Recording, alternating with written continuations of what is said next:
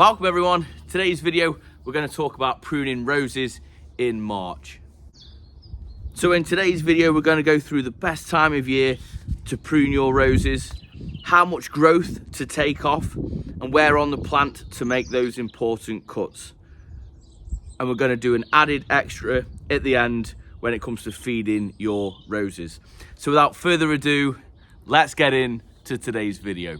And just before we get into it, there's one massive telltale sign to whether you've missed the boat or not when it comes to pruning in spring, or should we say in March. And that is when the full leaf is actually out.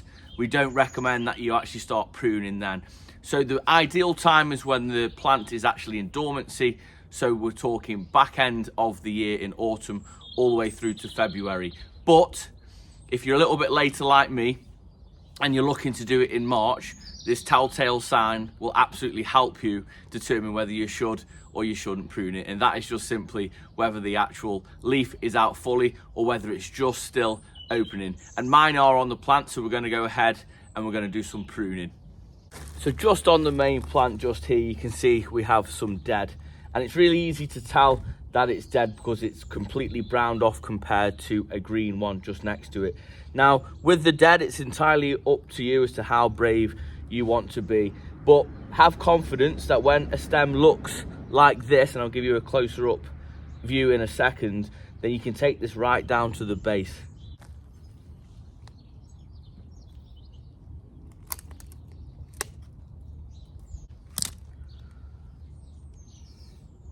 So I'm going to go ahead, I'm going to take off any of the dead that I see.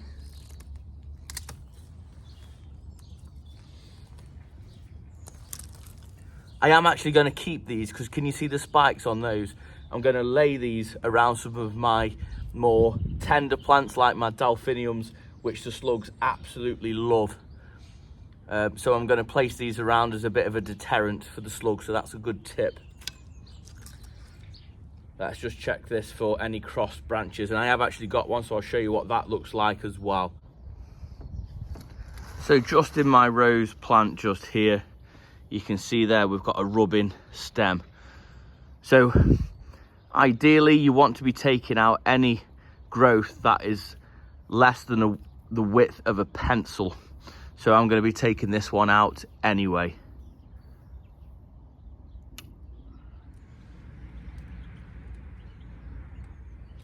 So let's take that out there.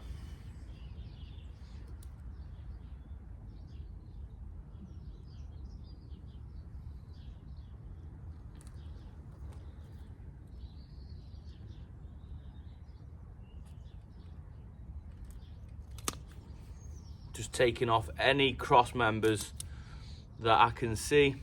So I'm pretty happy with that. Nothing's actually touching now. We do have a stem here, however, that could potentially cross. So I'm just going to take that out. And we've got a spindly one just out to the side there, so that's coming off as well. Right, so let's take a look at the plant and then I'm going to show you where to make your cuts. And like I said, with this, with it being new, I'd recommend just 1/3 off the top, okay? If you've got a nice established rose and it's been in your garden for a few years, then be brave and take it down by half. So let's have a look at where you should be making your cut. So just here you can see where I made a cut in the autumn, and that is just above a leaf node. That's just there. Now with this, we do actually want to take this a bit further down. As discussed, we're going to do 1/3.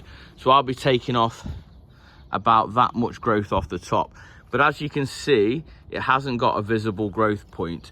But what you're looking for is these leaf nodes just here, and this will become a bud. So you want to make your cut just above this bud, and this just here is going to make a brand new leaf. And same goes for if you've got something smaller down. So I'll be taking off this little spindly bit just here for good plant hygiene and making my cut just there. So just as I'm going through it, I am going to take off any spindly growth. Really, textbook style is no bigger than a pencil, or no thicker than a pencil, should I say. So as discussed on this stem here, we've only got a growth point at the top, but nothing here. I'm going to go to a bud just there. That is all I'll be taking off this beautiful yellow rose this year. I'll show you guys that. I won't be taking any more than that off. So what I want to do is look at what shape I want, right? So there's nothing crossed over now. There's no dead in it. There's no damaged in it. And there's no crossed over bits and bobs. So that hopefully makes it a little bit simpler for you guys. But I am going to be looking, and I don't want to cut it flat. So it does throw out this lovely shape anyway. So I'm going to be looking at staggering my prunings out where we have a leaf node, just to make a nice shape, because it will grow to that shape, believe it or not. Right, I'm actually going to have a look at this and see what it looks like, because I'm looking at it from the back, its back side of the plant, and I want to be seeing it from all angles in the garden. I'm fairly happy with these growth points just here, but I am going to be brave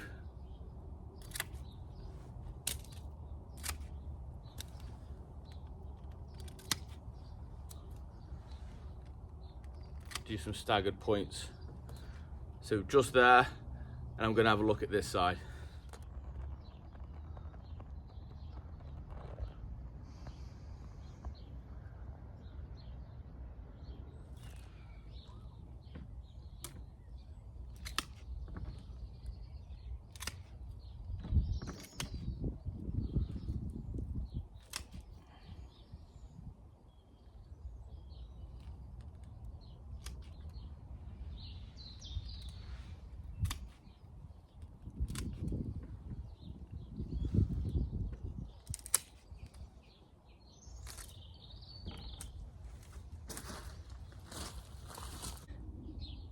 Now, just to confirm, if this was an established rose and I'd had it in the garden for a few years, I certainly wouldn't be pruning it up here. It'd be more sort of this height. I'd be reducing it by half. But these roses mean a lot to me, and these actually moved from my last house, and I've managed to save them. They were huge established roses when I moved them, so I wasn't sure whether I'd actually get to keep them. I'll insert a photo just now of what they look like. So I am over the moon to get them looking like this. Now, I could go a bit heavier on it. I really could. I could take out these thinner branches like you should do, but I'm happy to have a little bit of growth that way. And then I'll be looking in the autumn to give these a prune similar to the size that they are now. And then spring 2027, I'll be looking at bringing them down to this height. And that is the year that these will look absolutely amazing, right? It's all about playing the long game. So let's talk a little bit about fertilizers and how to feed these plants now in March for a great flowering season. Now, I will just mention this variety is called Arthur Bell. It's a beautiful yellow fragrant rose. I'd highly recommend you getting it. It's one, I believe it's a heritage variety, so you should be able to find this pretty much anywhere. So fertilizers, the best fertilizer you can do for your roses is give it a little bit of farmyard manure this time of year, right? I wouldn't recommend you go down to your local farmer and get it from them, because it holds such high nitrogen in it that it will actually burn the shoots and the roots if it touches it, right? So I would certainly recommend you go to your local garden centre or B&Q and places like that and buy like a well-rotted farmyard manure.